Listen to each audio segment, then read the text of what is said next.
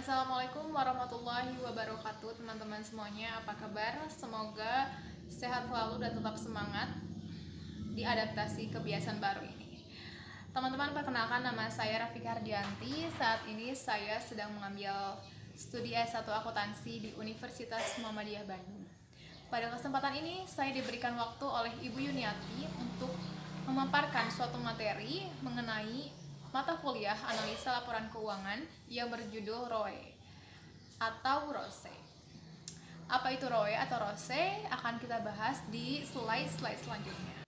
ROE atau ROSE merupakan singkatan dari Return on Equity atau Return on Common Equity. Kalau kita terjemahkan ke dalam bahasa Indonesia, artinya adalah rentabilitas saham sendiri atau rentabilitas modal saham. ROE ini masuk ke dalam rasio profitabilitas.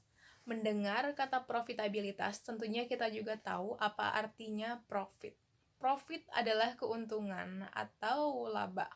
Jadi apa sih tujuan dari ROE ini atau apa sih fungsi dari ROE ini? Fungsi dari ROE ini adalah untuk mengukur sejauh mana kemampuan perusahaan menghasilkan laba bersih dengan modal sendiri dan kemampuan perusahaan menghasilkan laba bersih bagi pemilik saham atau investor. Untuk menghitung nilai ROE ini, kita harus mempersiapkan beberapa poin. Yang pertama adalah laba bersih. Laba bersih ini sudah dikurangi dengan bunga. Lalu yang kedua ada dividen saham preferen. Yang ketiga ada rata-rata saham biasa.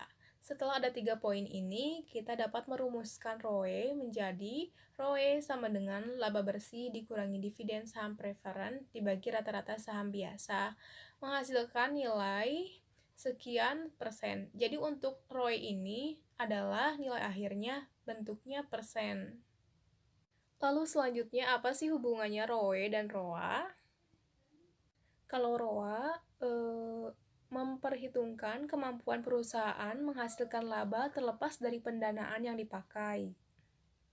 Kalau ROE memperhitungkan kemampuan perusahaan untuk menghasilkan laba bagi pemegang saham biasa setelah menghitung bunga dan dividen saham preferen. Jadi teman-teman, komponen-komponen dari ROE ini ada 2. Yang pertama adalah ROA dan yang kedua adalah leverage yang disesuaikan.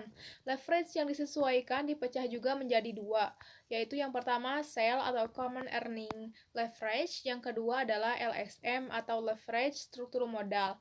Nilai dari leverage yang disesuaikan didapatkan dari perkalian sale dan LSM.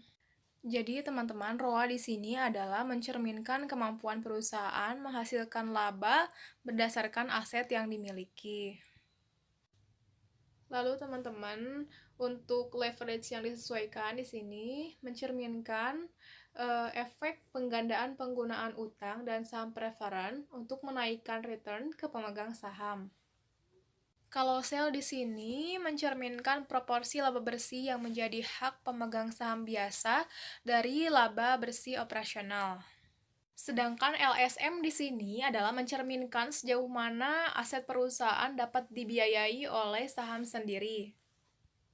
Untuk itu teman-teman, nilai ROE ini akan tinggi apabila nilai ROA-nya tinggi atau nilai leverage yang disesuaikannya tinggi.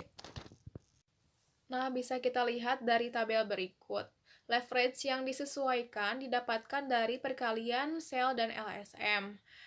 Dan nilai ROE didapatkan dari perkalian ROA dikali leverage yang disesuaikan. Jadi, sudah terbukti kalau misalkan ROA-nya tinggi dan leverage-nya tinggi akan menghasilkan nilai ROE yang tinggi. Selanjutnya saya akan membahas mengenai laba per lembar saham. Laba per lembar saham ini sering kita sebut dengan earning per share atau IPS. IPS ini tujuannya adalah untuk menghitung kemampuan perusahaan untuk menghasilkan laba dari saham yang dipunyai oleh perusahaan tersebut. Berikut adalah rumus untuk menghitung IPS dengan permodalan sederhana, yaitu IPS sama dengan laba bersih dikurangi dividen saham dikurangi dividen saham preferan dibagi rata-rata tertimbang saham biasa yang beredar. Perusahaan-perusahaan yang memiliki opsi atau waran diharuskan melaporkan dua IPS. Yang pertama adalah IPS primer atau primary IPS, yang kedua adalah IPS yang disesuaikan atau fully diluted IPS. Perbedaan IPS primer dan IPS fully diluted diakibatkan oleh dua surat. Yang pertama adalah ekuivalen saham biasa dan yang kedua adalah surat berharga yang dapat berpotensi untuk ditukar dengan saham. Berikut saya akan menampilkan rumus IPS primary atau IPS primer dengan struktur kompleks. Jadi teman-teman, IPS primer ini dapat dirumuskan sebagai berikut. IPS primer sama dengan laba bersih dividen saham preferan ditambah penyesuaian ekuivalen saham biasa dibagi rata-rata tertimbang jumlah saham biasa yang beredar ditambah rata-rata tertimbang jumlah ekuivalen saham biasa yang dapat diterbitkan. Sedangkan untuk mengetahui bagaimana jumlah atau rumus dari IPS fully diluted, kita harus merumuskan sebagai berikut. IPS fully diluted sama dengan laba bersih dividen saham preferan ditambah penyesuaian untuk ekuivalen saham ditambah penyesuaian untuk surat berharga yang berpotensi ditukar menjadi saham biasa. Lalu dibagi rata-rata tertimbang jumlah saham biasa yang beredar ditambah rata-rata tertimbang jumlah ekuivalen yang bisa ditukar menjadi saham biasa ditambah rata-rata tertimbang jumlah surat berharga yang bisa ditukar menjadi saham biasa. Jadi teman-teman, apa sih penggunaan dari IPS ini? IPS ini digunakan oleh berbagai macam analisis. Di antaranya IPS digunakan untuk menganalisis profitabilitas saham oleh analis surat berharga. IPS ini sangat mudah untuk menentukan harga pasar suatu saham yang menghasilkan nilai rasio PER atau Price Earning Ratio. PER ini adalah harga pasar suatu saham dibagi dengan IPS-nya. Kalau misalkan kita ingin membeli suatu saham, tentunya kita juga harus tahu berapa harga pasaran dari saham tersebut. Jadi kita harus menghitung rasio PER. Di balik penggunaan dari IPS ini, ternyata IPS ini memiliki kelemahan atau kritik. Yang diantaranya yang pertama adalah IPS ini tidak mencerminkan profitabilitas suatu perusahaan. Karena di dalam IPS ini, aset perusahaan tidak dihitungkan untuk menghasilkan IPS tersebut. Kelemahan yang kedua adalah jumlah lembar saham dipakai sebagai pembagi dari laba operasional.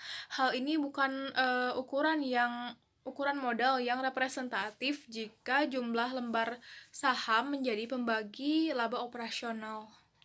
Nah, teman-teman, yang terakhir adalah IPS ini dinilai tidak konsisten dalam profitabilitasnya karena menggunakan laba perusahaan sebagai yang dibaginya dan menggunakan jumlah saham sebagai pembaginya. Cukup sekian saja pemaparan dari saya. Mohon maaf bila banyak sekali kekurangan dan banyak sekali kesalahan karena kekurangan dan kesalahan hanya milik saya dan kesempurnaan hanya milik Allah.